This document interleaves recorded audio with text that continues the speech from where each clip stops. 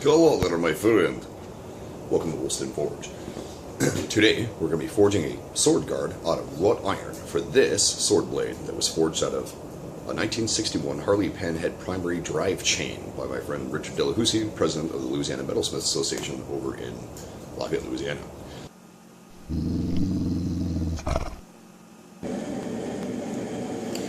Alright guys, today we're going to do something a little different. Today we're going to be doing some voiceover. Yay! Why? Mainly because my gas forge is way too loud for me to really be able to talk over in this video. So, as it is, people have hard enough time hearing me when there's noise in the background, especially when I'm hammering. My phone likes to cut out. So what I'm doing right here is I'm taking a slitting chisel and I'm starting to punch my way through my stock. Now, and I'm cooling it off using beeswax. That particular punch right there is made out of 5160, so it doesn't react very well to quenching in water. So you have to use something that cools a little slower, like wax or other such things. Wax works very well. So the idea here behind using a slitting punch as opposed to a hammer eye punch or something that's larger is I want to create a fairly narrow and what's the other word I'm looking for? Skinny and narrow hole to go all the way through this. The reason being is because later on I'm going to drift it out wider with a very special drift, which you'll see later on in the video. So right now I'm just working my way through the iron, which usually takes about one heat. It's not that bad. Iron's fairly soft. But you have to remember to keep your chisel cool, otherwise you burn the end off and, well, you don't get very far.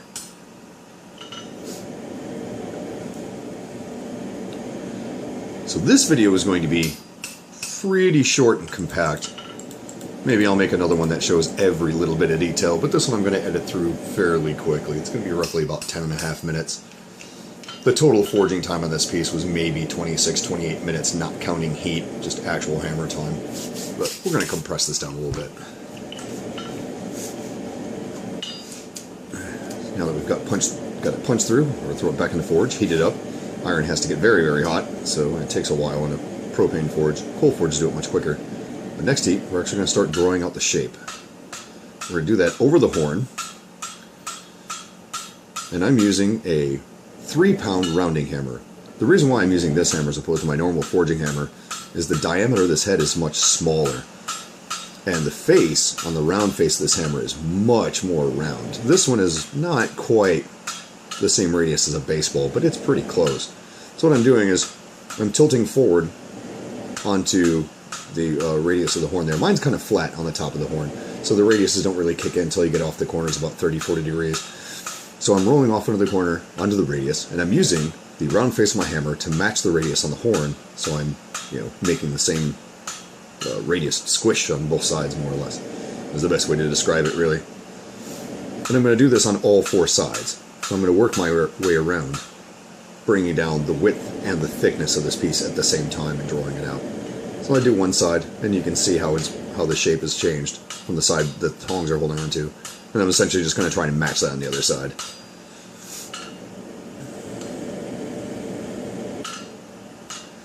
All the while trying to be careful not to squish my nice chiseled hole right through for the tang. Easier said than done, but I've done this quite a few times, so I have a lot of practice.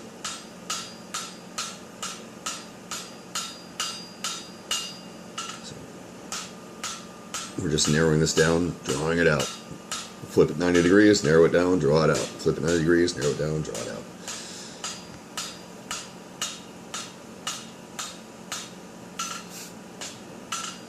And that's really about it. Trying to keep things even, trying to keep it nice and square, so we won't get our flat, our nice square cross section and turn it into a rhombus or anything silly like that.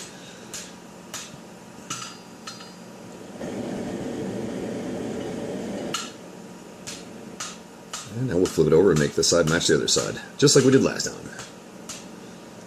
That's pretty much the name of the game.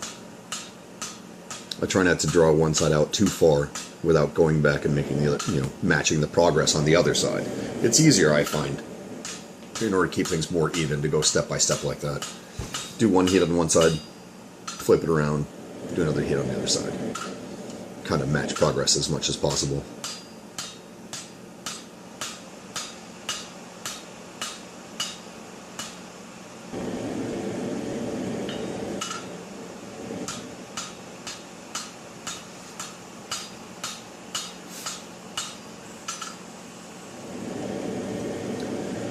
anvil stand wiggles around a little bit. Because I travel all the time, I can't just show up to somebody's place, drill some holes in their floor, and lag bolt my anvil stand down. So once in a while, if I'm doing something like working all the way out on the horn like I am now, I have to actually put my foot on the foot of the anvil stand to keep it from walking, but it'll still wiggle back and forth a little bit. And there goes my brush on the floor. It's a good example of just how much this is wiggling around. It gets a little annoying, but life is pain. That looks pretty good. Yeah, we'll go take another heat and do the other side. Let's just straighten this out a little bit here. Ninja edit, ba-ding. There was supposed to be a transition there, but don't concern yourself about that.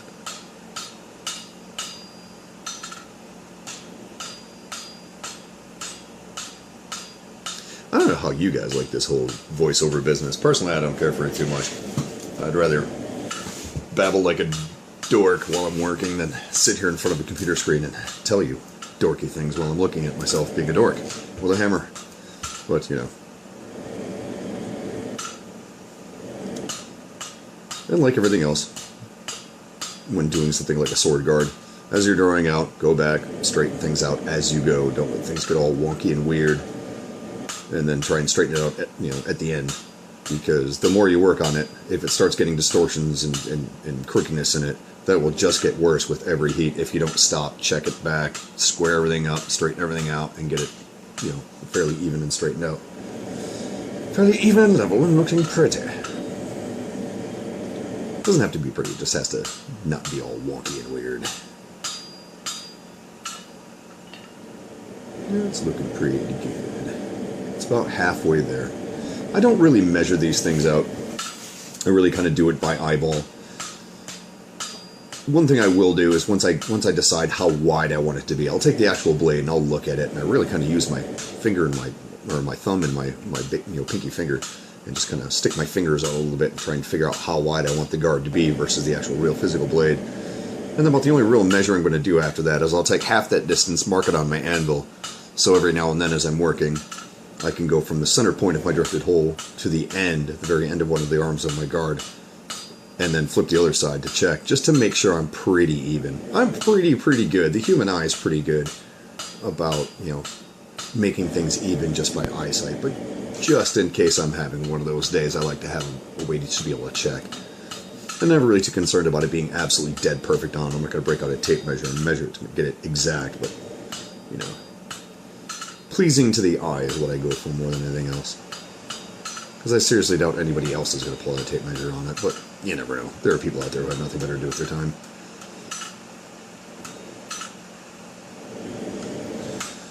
Just a little tap here, a little tap there. Planish things out a little bit, straighten them all up. Get a nice sweeping curve there, is what I'm looking for. The nice thing about working with wrought iron is it moves very nicely under the hammer. You don't have to really just beat the crap out of it. It works very well. Just nice, light, even blows and just work your way along. It really is a pleasure to work with. Too bad it's gotten so rare these days. God knows how much beautiful wrought iron stock has been run through the recycling system. Like tweakers, running around looking for scrap metal. Ooh, scrap metal! Steal everything they possibly can and sell it to the frickin' junkyard. Little do they realize how much money that stuff is actually worth these days. What can you do?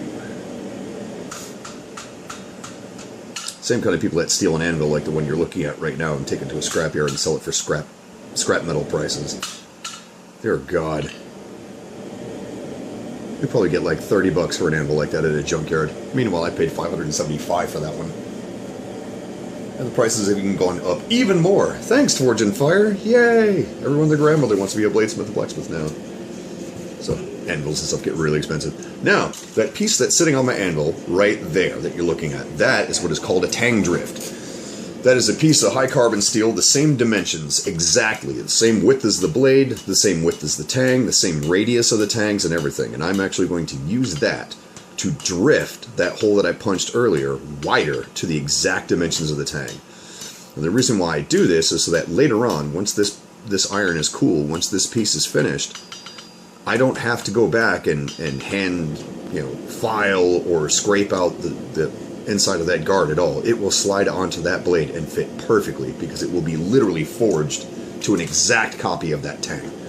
Now, if I were going to make swords on a production basis, I would settle on a couple of different sizes and a couple of different tang widths that I like, and a couple of different, radiuses for the transition from the blade to the tang.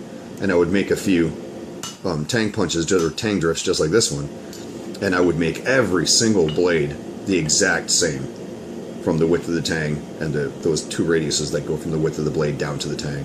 That way, if I wanted to hand forge a whole bunch of guards for all kinds of different sizes of swords, I'd have 2 or 3 different sizes. I can forge three different size guards, and they will fit every time perfectly.